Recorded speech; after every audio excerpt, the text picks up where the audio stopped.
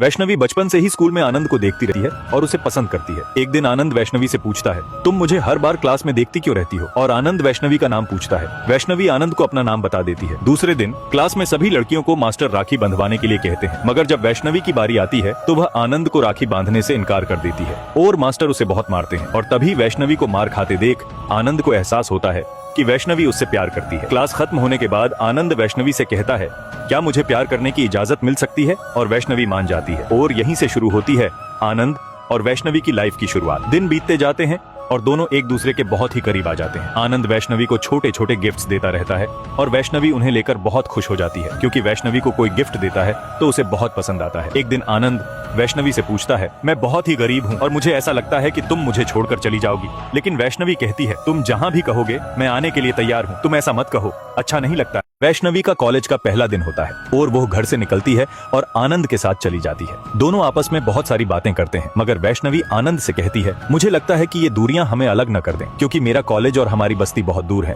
और हमारा मिलना भी कभी कभी ही होगा। लेकिन आनंद वैष्णवी से कहता है, ऐसा कुछ भी नहीं होगा, तुम आराम से कॉलेज जाओ, मैं हूं ना। वैष्णवी और उसकी दोस्त पहले दिन कॉलेज जाती हैं, लेकिन कॉलेज में अंदर जाते ही सभी क्लास के स्टूडेंट्स उन्हें बहुत ही अलग नजरों से देखने लगते हैं, क्योंकि वैष्णवी और उसकी दोस्त गांव से होती हैं और उनका पहनावा भी अलग दिखता था। ऐसे ही पहला दिन कॉलेज का खत्म होता है और आनंद उसे लेने के लिए आता है और आधे रास्ते में ऑटो रोककर बहकी बहकी और प्यार भरी बातें करता है। फिर वो वैष्णवी को एक फोन गिफ्ट कर देता है। आनंद मुस्कुराते हुए कहता है, अब बताओ ये दूरियां हमें नजदीक लाएंगी या दूर करेंगी?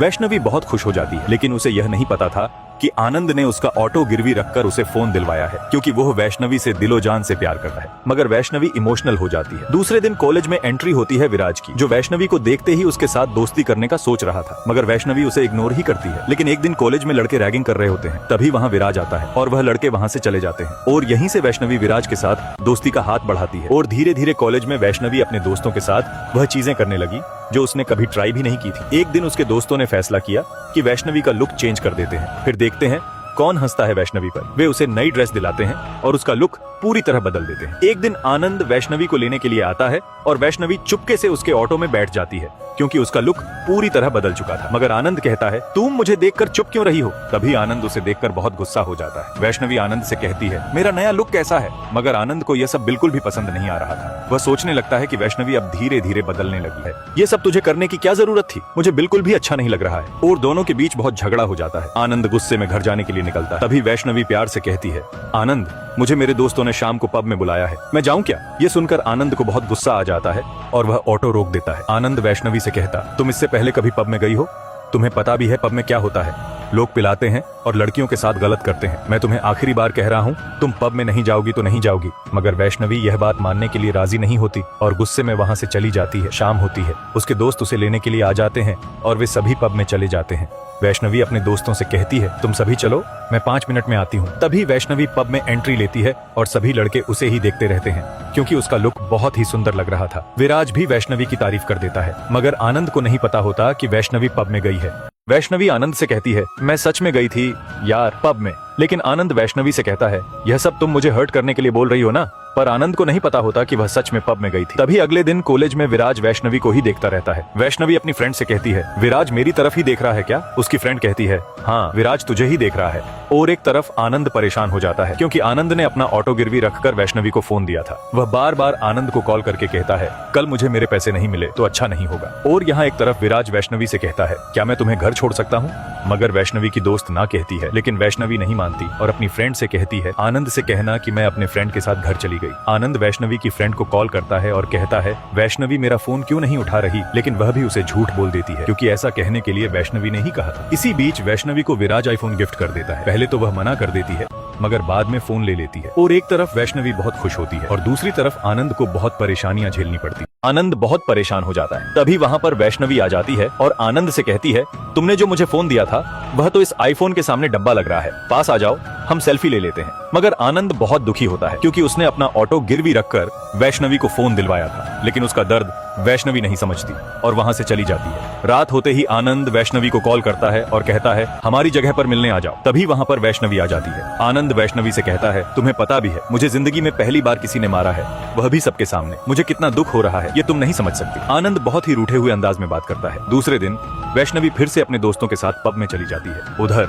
आनंद माफी मांगने के लिए उसे बार बार कॉल करता है, लेकिन आनंद ने उसे जो कुछ कहा था उसे सोचकर वैष्णवी अचानक विराज को किस कर देती है। सुबह होते ही वह विराज को फोन करके कहती है विराज जो भी रात को हुआ वह सब भूल जाओ। मगर वैष्णवी को यह नहीं पता होता कि इसी गलती के कारण आगे उसके साथ क्या होने वाला है। एक तरफ आनंद बहुत दुखी होता है तो दूसरी तरफ वैष्णवी बहुत परेशान हो जाती है। वैष्णवी आनंद से कहती है मुझे अच्छा नहीं लग रहा है, कहीं चलें हम घूमने के लिए। तभी आनंद और वैष्णवी दोनों चले जाते हैं। वैष्णवी आनंद से कहती है आनंद मुझे ऐसी जगह पर लेकर चलो जहां सिर्फ हम दोनों ही हों। तभी दोनों मूवी देखने के लिए चले जाते हैं। लेकिन मूवी के दौरान वैष्णवी आनंद से कहती है आनंद मुझे किस करना है। मगर आनंद वैष्णवी से कहता है तुम मुझे परख रही हो ना। तभी वह वहां से उठकर चला जाता है। दूसरे दिन से ही वैष्णवी विराज को इग्नोर करने लगती है क्योंकि उसने किस करके बहुत बड़ी गलती कर दी थी। वह वापस वह गलती नहीं दोहराना चाहती थी, लेकिन वैष्णवी यह नहीं जानती थी कि विराज अपनी हालत बिगाड़ लेगा। तभी वैष्णवी को यह सब देखकर अच्छा नहीं लगा और वह सोचने लगी विराज की इस हालत की जिम्मेदार मैं ही हूँ। फिर वैष्णवी विराज को कॉलेज के पार्क में लेकर चली जाती है और विराज से कहती है मैं क्या करूं जिससे तुम पहले जैसे बन जाओ। लेकिन वैष्णवी नहीं जानती थी कि विराज उसे 1 महीने तक अपने साथ रहने के लिए कहेगा। फिर भी वैष्णवी विराज की बात मान जाती है। एक तरफ वह आनंद के साथ भी रहा करती और दूसरी तरफ विराज को भी टाइम देती। लेकिन इसी बीच वैष्णवी के साथ ऐसा कुछ हो जाता है जो उसने सोचा भी नहीं था। विराज ने वैष्णवी को 30 दिनों के लिए डेट करने के लिए कहा था और वो 30 दिन खत्म हो जाते हैं। विराज वैष्णवी से कहता है आज हमारा लास्ट दिन है, इसके लिए मैंने छोटी सी पार्टी रखी है। लेकिन वैष्णवी नहीं जानती थी कि विराज उसे वापस से प्रपोज कर देगा। मगर वैष्णवी विराज से कहती है तुम समझने की कोशिश करो, हम एक दूसरे के लिए नहीं बने हैं, और गुस्से में वहां से चली जाती है। लेकिन विराज वैष्णवी से कहता है जो मेरा फायदा उठाया, मेरा सामान लिया, वह मुझे वापस चाहिए। दूसरे दिन वैष्णवी पूरा सामान विराज को कॉलेज में देने के लिए चली जाती है और उससे कहती है आज के बाद मुझे अपनी शक्ल मत दिखाना। लेकिन वैष्णवी को नहीं पता होता कि विराज के पास पार्टी में जो उसने किस किया था उसका फुटेज है। तभी वैष्णवी विराज से कहती है यह फुटेज डिलीट कर दो प्लीज, और कॉलेज से बहुत परेशान होकर बाहर आ जाती है। एक तरफ आनंद उसे बार बार कॉल करता है और वैष्णवी इस टेंशन में बहुत ही दुखी रहती है। मगर एक दिन वह अपनी फ्रेंड से सारी बातें कहती है। उसकी फ्रेंड कहती है मुझे तुम्हारी प्रॉब्लम समझ आ रही है, मगर तुम्हें इस प्रॉब्लम से निकलना है तो एक काम करना होगा। उसकी फ्रेंड कहती है तुम्हें विराज के साथ सोना होगा, तुम्हारा भी काम हो जाएगा और उसका भी। वैष्णवी विराज के साथ गलत काम करके अपने फ्रेंड के पास चली जाती है और उसे कहती है आनंद मुझे हर बार समझा रहा था लेकिन मैं ही नहीं मानी, और अपनी आंखों में आंसू लिए वह बहुत रोती है और गिल्टी महसूस करती है। लेकिन यह सब कहते हुए आनंद का दोस्त वीडियो रिकॉर्डिंग कर लेता है। इसी टाइम आनंद का बर्थडे होता है और उसका दोस्त और आनंद दोनों बर्थडे मना ही रहे होते हैं। तभी आनंद का दोस्त उसको वीडियो दिखा देता है। आनंद उस वीडियो को देखते ही अंदर से टूट जाता है और बहुत रोने लगता है। वह अपने दोस्त से कहता है तुम मुझे बोल दो कि यह सब झूठ है। आनंद अंदर से बहुत गिल्टी महसूस करता है क्योंकि उसने सपने में भी नहीं सोचा था कि वैष्णवी ऐसी गलती करेगी। दूसरे दिन होते ही विराज वैष्णवी को ढूंढते हुए कॉलोनी में आ जाता है और सबसे पूछता है इसको देखा है। लेकिन आनंद कहता है चलो मैं लेकर चलता हूँ। लेकिन विराज नहीं जानता था कि आनंद ही उसका बॉयफ्रेंड है। तभी विराज फोन करके वैष्णवी को बुलाता है और उससे कहता है तुमने मुझे बताया नहीं कि तुम्हारा बॉयफ्रेंड है। मगर ये बातें आनंद सुन रहा होता है और वह भी अंदर से बहुत गिल्टी महसूस कर रहा था। मगर तभी आनंद वैष्णवी को चुपके से फोन करता है और वैष्णवी यह विराज से कहकर चली जाती है कि मेरे भाई का फोन आया है। मगर वैष्णवी यह नहीं जानती थी कि विराज और आनंद दोनों ये सब बात फोन पर सुन रहे हैं। आनंद मिलने के लिए वैष्णवी को बुलाता है और तभी थोड़ी देर बाद विराज भी पीछे से आ जाता है। वैष्णवी को समझ नहीं आ रहा था कि क्या करे, क्योंकि दोनों के साथ गलत किया था वैष्णवी ने। लेकिन विराज को वैष्णवी कहती है तुम यहाँ से चले जाओ, मैं बाद में सब समझा दूंगी। और यह सब आनंद देखकर अंदर से पूरी तरह से टूट जाता है और रोने लग जाता है, क्योंकि आनंद ने क्या कुछ नहीं किया था वैष्णवी के लिए और यह सब आनंद नहीं देख पा रहा था। वह वहाँ से जाने की कोशिश करता है मगर वैष्णवी उसे रोकती है और विराज को जोर से थप्पड़ मार देती है। वह विराज से कहती है मैंने तुम्हें कहा ना तुम चले जाओ, मैं बाद में समझा दूंगी। तभी विराज गुस्से में आकर वैष्णवी के साथ मिसबिहेव करता है मगर आनंद विराज का कॉलर पकड़ लेता है। तभी विराज उसे कहता है अभी वैष्णवी तुम्हारे कोई काम की नहीं है, एक रात मेरे साथ सो चुकी है। अगर विराज वैष्णवी से कहता है यह चाकू मैं तुम्हें मारने के लिए लाया था, लेकिन तुम्हारी आंखों में आनंद के लिए प्यार देखकर मुझ में हिम्मत नहीं रही। मगर यह सब देखकर वैष्णवी अंदर से बहुत ही गिल्टी महसूस करने लग जाती है और मरने की कोशिश करती है,